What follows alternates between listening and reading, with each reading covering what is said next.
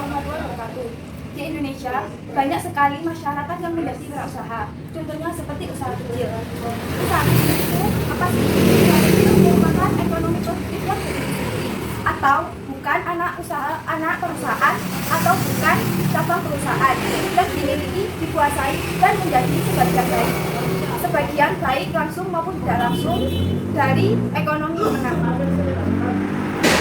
Mengenai usaha ini, saya akan membahasnya dengan wirausahanya langsung. Dengan Ibu Yesti, selamat sore Bu. Sore, iya dengan Bu Yesti. Baik, kita melihat usaha Ibu ini pelanggannya ramai banget ya Bu. Dan saya ingin menanyakan, saat Ibu memulai usaha kecil ini, apa yang harus diperhatikan dan bagaimana Ibu mengelola usaha ini menjadi usaha yang sukses pelanggan? Awal mula saya mau membuat usaha kecil ini yang saya perhatikan pertama-tama itu niat dan tekad saya beserta suami saya. Jadi kita harus paham, ini namanya usaha kecil, kita merintis, kita harus sabar, kita harus tekun, kita harus ya istilahnya komplain lah. Karena namanya usaha itu ada rame, ada sepi, terus juga banyak saingan. Dan awalnya kita cuma punya tapi melihat dari hari ke hari pelanggan itu tidak hanya membeli apa yang kita jual, tapi bertanya di sini apa ada cimol, ada goreng. Makanya mereka menanyakan menu-menu yang lain. Akhirnya kami berniat membuat menu-menu yang lain selain cilok dan cimol tadi. Oke, gara-gara itu makanya banyak pelanggan ya Bu. Ya juga selain itu ramah tamah, terus kita tuh melayani itu mungkin dia tuh nyocot, yang dibeli itu sebenarnya berbagai macam tapi sedikit-sedikit, ada yang beli 3.000, beli 4.000, nggak langsung 5.000, 10.000, kita harus sabar. Berapapun kita terima, berapapun kita beli, berapapun kita melayani, mungkin dari itu mereka nggak apa-apa masih di situ, kita punya uang sedikit, kita tetap bisa jajan. Dari itu semua, kira-kira apa inisiatif Ibu, bagaimana cara pemasarannya usaha Ibu? Awalnya saya itu targetnya anak-anak, makanya yang saya karena anak-anak itu tidak pernah memikirkan oh ini rasanya enak, oh ini rasanya enggak enak, itu tidak. Tapi mereka itu yang penting saya jajan kan gitu, punya uang segini saya jajan. Jadi target saya pertama itu anak-anak, gimana anak-anak itu senang, kerasan, terus nyaman beli-beli di saya. Saya juga kadang sering ngajak mereka berbincang-bincang, mengajak mereka bercanda. Nah, dari itu anak-anak kecil-kecil kan banyak yang ramai di sini.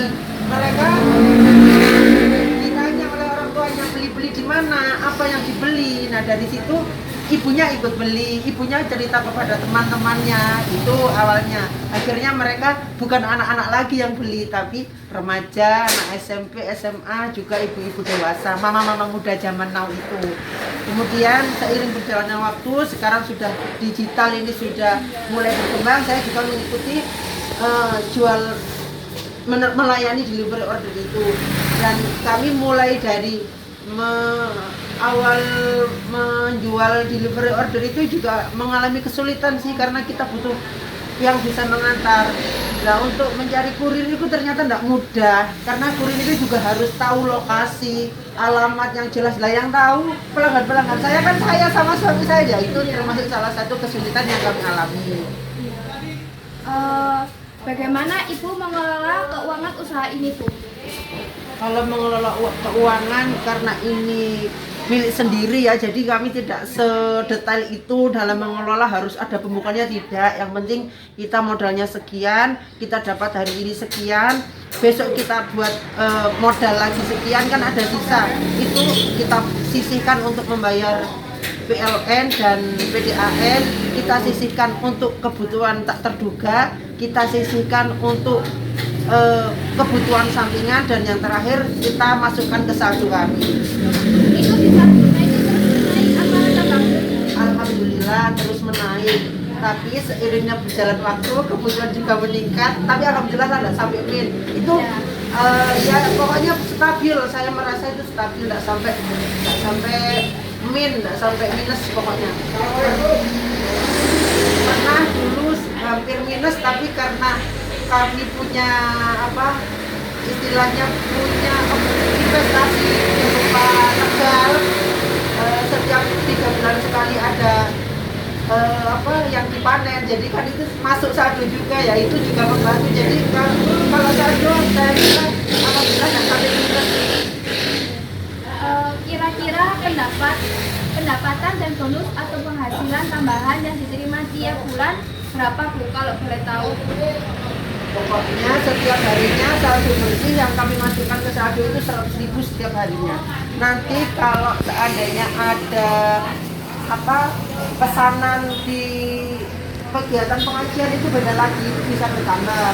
Terus beda lagi kalau ada acara kegiatan seperti Agustusan itu beda lagi sudah. Jadi yang penting kami untuk yang rata-rata perharinya itu 100.000, beda dengan bonus seperti kalau ada pesanan mendadak di masjid biasanya 1 minggu sekali untuk ahad pagi, untuk 1 minggu sekali untuk Jumat berkah, itu bisa jadi tambahan di saldo kami.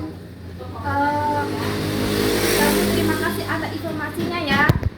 Untuk audiens apa ya, ada yang dipertanyakan? Ibu, saya mau bertanya mengenai kenapa Ibu memulai usaha ini untuk dijadikan sebuah usaha. Apa ada alasan lain, Bu? Tolong jelaskan. Kenapa saya memilih usaha ini untuk saya jadikan usaha? Karena awalnya saya memikir, saya merasa saya ini suka jajan di pedagang kaki lima. Saya lihat ke sana ke sini, kok prospek saya lihat. Terus saya sama suami saya itu suka bikin makanan di rumah biar tidak jajan. Awalnya begitu.